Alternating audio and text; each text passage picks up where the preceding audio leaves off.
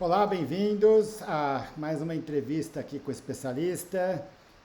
Hoje temos o prazer aí de contar com a Gisele Brito. Ela é médica pediatra, médica do esporte, doutora em ciências pela Faculdade de Medicina da USP.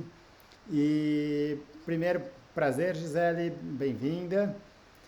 E a ideia hoje é estar discutindo um pouco a respeito da influência que a puberdade tem na prática esportiva, seja daquela pessoa recreativa, da pessoa que está querendo fazer atividade como saúde, como lazer, seja nessas crianças, desses adolescentes que já estão pensando em esporte de rendimento, de alto rendimento. Então, Perfeito. bem-vinda mais uma vez. Obrigada, João. Bom dia. Obrigada pela apresentação, pelo convite. E é um tema bastante recorrente e com bastante mitos, né? Acho que a gente vai poder esclarecer bastante coisa aqui. Ótimo. A primeira coisa que eu queria, Gisele, a gente tem algumas pessoas aqui que, vamos dizer, talvez mais envolvidas nesse meio, outras não. Então, assim, só explicar um pouquinho o que acontece na puberdade, porque muitas vezes as pessoas associam a puberdade até ao termo de estirão de crescimento, né? Mas o estirão de crescimento é uma das coisas que acontece na puberdade. O que é exatamente esse processo, Gisele? Então, vamos lá. É uma coisa que eu vivo no dia a dia do consultório, essa explicação, porque não é uma coisa que é tudo ou nada, né? A puberdade, ela vai acontecendo. Então, a criança, ela tem um grau de puberdade que a gente chama de 1, que seria 0, que ela não está na puberdade. E aí, num determinado momento da sua vida, o corpo acorda para fazer uma maturação do sistema reprodutivo. Quando esse corpo acorda, essa maturação ela é gradual, até que ela chega no grau 5. Então, não é que assim, entrou na adolescência e pronto, já é adolescente, é criança, ou é adolescente, ou é adulto. Isso é uma transformação. E aí, lentamente, a gente vai tendo aumento de alguns hormônios, mudança de alguns aspectos da composição corporal, aumento de deposição de gordura em meninas, mais aumento de músculo em meninos, gradualmente, não é do nada. E o estirão, ele vai acontecendo, então a velocidade de crescimento vai aumentando e ela tem um pico. E depois a velocidade reduz até que estagna. Então, não é uma coisa do nada, né? Não é as crianças com ansiedade que elas têm, às vezes, nas consultas. Então, quando eu entrar no estirão, o jeito que elas entendem é que de um dia para o outro elas vão ficar muito grandes. E isso é uma coisa gradual e que a gente tem que ir lidando aos poucos, tem que ir entendendo se está normal aos poucos. É quase que um olhar retrospectivo, né? A gente olha o amanhã a gente olha para trás e vê como que ficou essa evolução e de pouquinho em pouquinho a gente acompanha essa normalidade. Ótimo, legal. E em relação a homens, mulheres, isso muda? É muito interessante. Meninos e meninas na infância são muito parecidos. Então, até os 2 anos de idade, que pra gente aqui nem importa muito, porque não é uma coisa muito do esporte, mas os meninos e as meninas diferem hormonalmente falando, tem uma coisa que chama mini puberdade, super especializado ali do pediatra de rotina. Ok. Naquela faixa etária que eles brincam juntos, então 4, 5, 6 anos, até que chegue a puberdade, meninos e meninas são muito similares.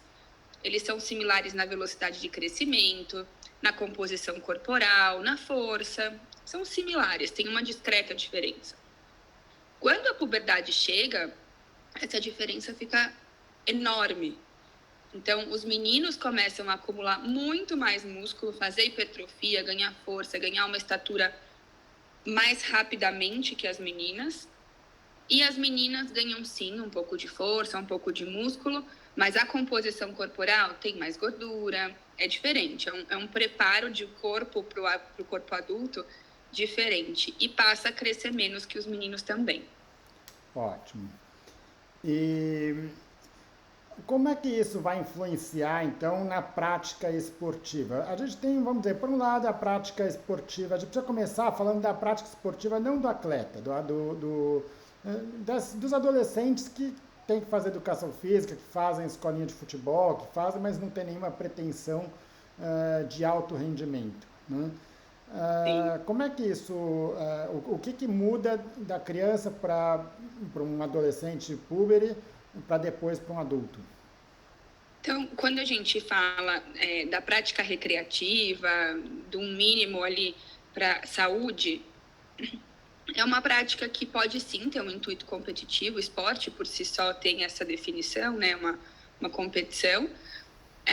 E a gente tem que falar sempre da segurança, do que é indicado.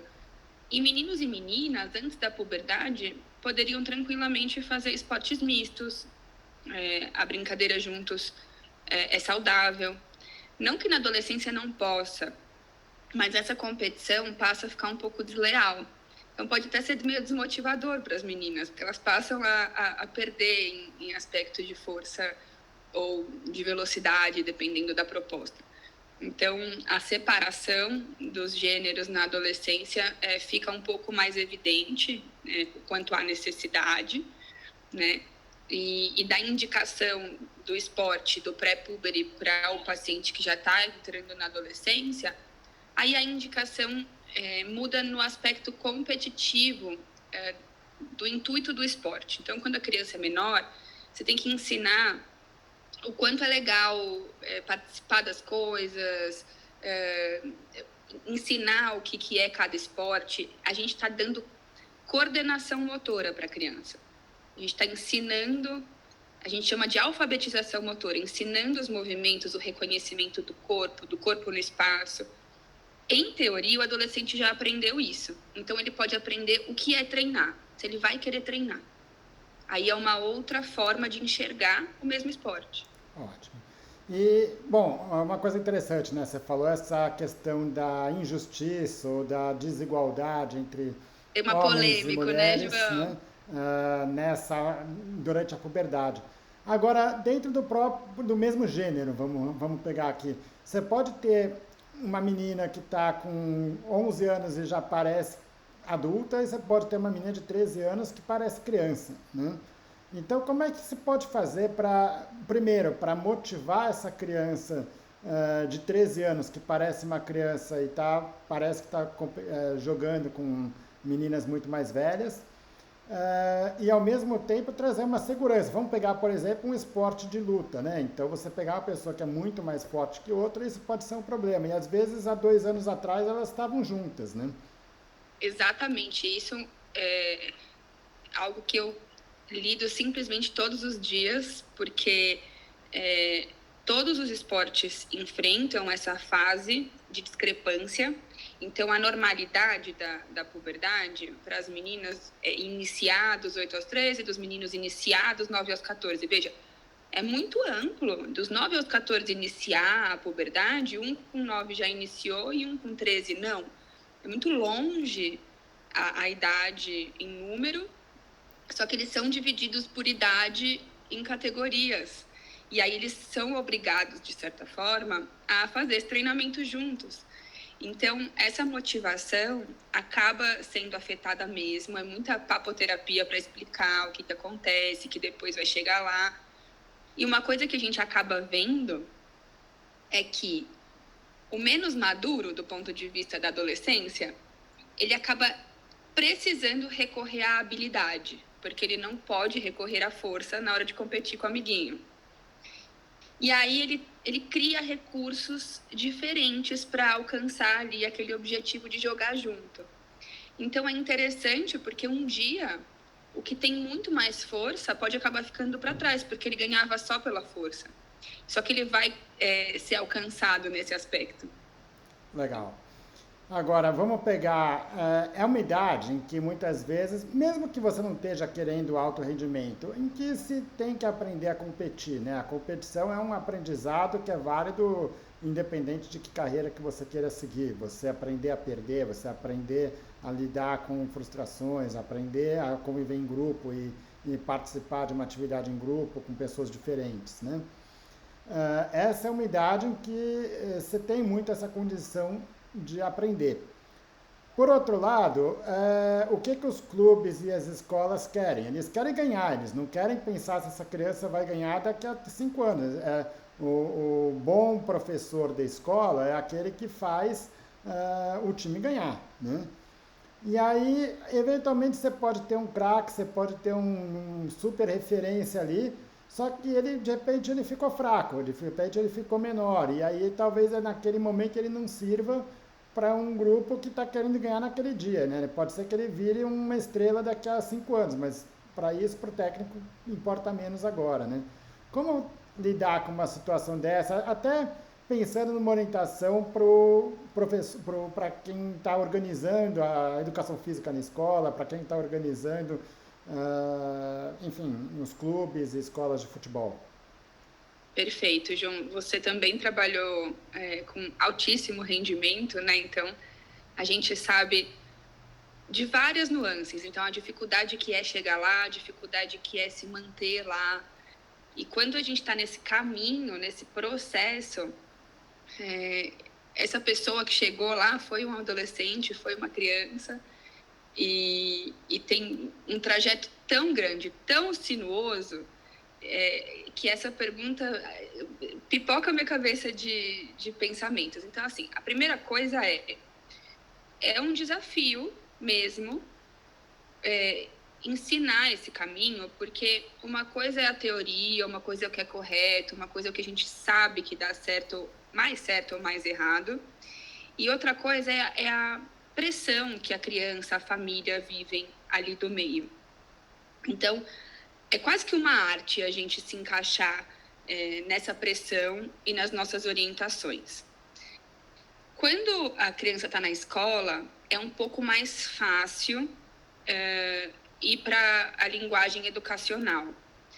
Sim, tem escolas que oferecem bolsas, geralmente atletas competitivos ganham essas bolsas, ganhar a competição é sim um foco, mas clube costuma ter essa ênfase muito maior. E aí não tem conversa. Muitas vezes nós não somos bem-vindos para opinar em alguma coisa da vida do atleta dentro do clube. Alguns clubes são mais razoáveis, sim, em relação a isso, fazem até uma parceria para a gente ter uma via de mão dupla ali, mas é desafiador. E assim, a gente sabe que não é o melhor atleta mirim que vai chegar lá. E convencer a criança e os pais disso é um trabalho árduo, é o mais constante. É o cara que não se machuca, é o cara que mentalmente não desiste, é o cara que vai conseguir otimizar o máximo da fisiologia dele junto com o talento dele. E aí, nós da área da saúde, junto com a equipe multiprofissional, a gente vai identificar quais são esses fatores fisiológicos que a gente pode dar uma mão ali, né? É o cara que fica menos doente, é o cara que fica com menos lesão, porque ele se afasta menos de treinos e jogos. Então, é o caminho que importa. E muitas vezes a gente vê um incentivo dentro de casa ou nos clubes e nas escolas para ele ser muito performático nas competições mirins. E não é muito por aí. Então, isso é um trabalho de equipe, de dar a mão para essa família, para essa criança, né? É longo, é um trabalho longo. Ótimo, legal. Até, acho que interessante, assim, eu até usava como uma referência, uma experiência que eu tive com uma paciente mesmo, atleta, isso já faz bastante tempo, mas é uma coisa que me marcou bastante, né? Era uma bailarina de, não lembro a idade agora, mas passando justamente nessa fase de puberdade. E aquela mudança não só física, mas uma mudança até de comportamento, de tentar se entender quem é no mundo. Tinha aquele sonho que a gente sempre sabe que é meio compartilhado de se tornar uma grande bailarina, mas que às vezes é mais dos pais do que da própria menina, né? E ela começou a sofrer muito com dores, com lesões, com coisas que às vezes não tinham uma explicação muito clara, né? Ela era uma pessoa que se destacava ali dentro da escola do Teatro Municipal de São Paulo, na dança, que era uma escola talvez das principais de formação, né? E eu acompanhava, ao mesmo tempo que eu acompanhava esse pessoal lá da escola do Municipal, também acompanhava o pessoal de uma outra companhia bastante conhecida, mas particular, que é o grupo do Cisne Negro, né, da companhia Cisne Negro, que tem um outro perfil, ou seja, um perfil de pessoas que pagam e que estão ali com o objetivo de se desenvolver, não necessariamente de se tornar uma referência dentro do balé. Né? E o que a gente via ali? Que você tinha uma escola em que se 95% das pessoas se machucassem, tivessem problema, mas saíssem dali as 5 melhores bailarinas do Brasil, eles estavam cumprindo o objetivo deles. E a outra em que eles, de fato, eles têm que agradar a 95% das pessoas, não necessariamente que vão... E só uma mudança de escola, do perfil da escola, para ela fez muita diferença. Então, acho que é uma coisa assim, tem que olhar se está tendo muito problema, talvez até o perfil de onde que você está fazendo. Quer dizer, não é que um é melhor que o outro, mas eles têm características diferentes às vezes, né? Perfeito, perfeito. Essa coisa do quem sou eu no mundo é um dos pontos que surge nos adolescentes, que a gente fala do músculo que mudou, da coordenação que mudou, do foco que treinou, que mudou, mas a cabeça dessa pessoa está se transformando junto. E o ambiente competitivo, ele tem muito potencial de ser um ambiente cruel. E esse preparo para receber isso é diferente entre as famílias, a criação e a fase de vida. Então, isso que você colocou é perfeito. A gente tem... É muito longe, né? Ai, será que um dia eu vou para a Olimpíada? E aí tem muitos anos até isso acontecer. E aí o esporte, ele é um estilo de vida. Antes dele ser um objetivo final do altíssimo rendimento da performance, a gente tem que ensinar esse trajeto como um estilo de vida, né? Então, essa coisa do balé de você ser obrigado a performar ou de você ter a performance como um prêmio final, só esse olhar, às vezes, já permite a pessoa se desenvolver de uma forma completamente diferente. Ótimo. E, bom, retomando um pouco uma discussão que você já teve aqui, a puberdade ela não se desenvolve num processo uniforme, contínuo, onde tudo acontece de uma forma contínua, né? Então, por exemplo, você pode crescer a estrutura óssea no momento e a musculatura vem atrás se desenvolvendo, né? E isso gera certos desequilíbrios músculo-esqueléticos, né? Que algumas pessoas passam muito bem por isso. E outras vão sofrer mais, com dores, com lesões, eventualmente aquele adolescente que uma hora está doendo o quadril, outra hora está doendo o joelho, mas tem 15, 14 anos, é tão novo, já está com dor, quer dizer, é porque está passando por essa transformação, né? Como é que você lidar com esse perfil de criança, aquela que começa a chegar e falar, uma hora está com dor no quadril, outra hora está com dor no joelho, outra hora está com dor nas costas, e aí, o que fazer nessa situação? Bom, João, é muito comum isso que você está pontuando, e eu acho que a principal forma da gente lidar com isso é uma orientação muito boa e ampla e clara, quantas vezes for necessária, para o paciente e para os seus pais. Porque cada vez é isso, né? A primeira, a apofisite do calcâneo acontece primeiro. Daqui a pouco vem a do joelho, aí daqui a pouco ele vem com túber isquiático, ou então crista ilíaca superior, em rotação.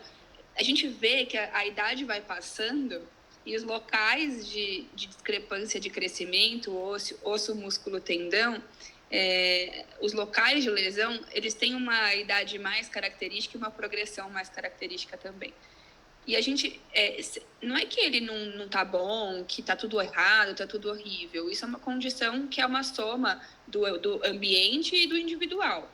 E explicar sempre essa questão do crescimento, da discrepância, que um vai primeiro e o outro vai depois, e tá junto, fazer essa parceria. Olha, sempre me avisa da dor, sempre a gente vai conduzir isso juntos.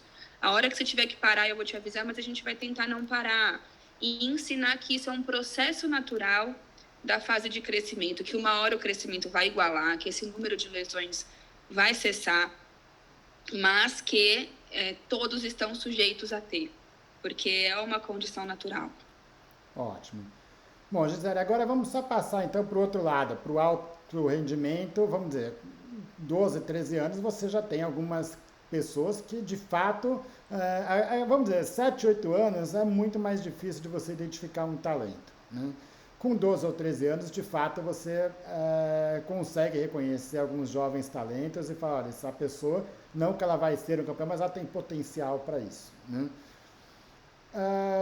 Ao mesmo tempo, tem toda essa transformação física e tem uma coisa que muitas vezes é compartilhada, né? Que é aquele sonho do pai ou o sonho da criança. E muitas vezes você vê que tem um descompasso nisso, que a pressão para ela se tornar um atleta, vamos dizer, o pai fala tanto que ela tem que ganhar, que ela tem que fazer aquilo para ser um campeão, que ela entende que se ela não fizer aquilo, ela vai ser uma fracassada. Então ela acaba incorporando aquilo como um sonho próprio, né? Mas na verdade a gente percebe que no fundo ela quer outras coisas.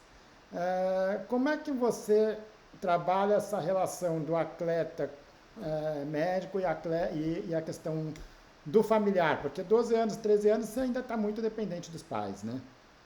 Sim, e é uma fase às vezes até confusa dessa dependência, a relação dos pais com a criança na infância é uma, na adolescência começa a ficar diferente, então a própria relação está confusa.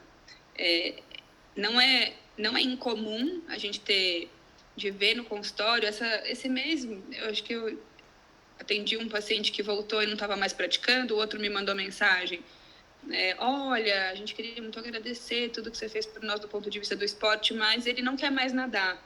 Sim. E acontece, a criança começa a entender, a criança que está passando para a adolescência começa a entender que o que era prazeroso, às vezes numa mudança pessoal para ela, passa a trazer sofrimento. Então, a gente ajuda nessa condução, ajuda os pais a escutarem a criança, pelo menos no momento da consulta, para dar um start na cabeça deles, né? De, vamos escutar aqui esse outro lado.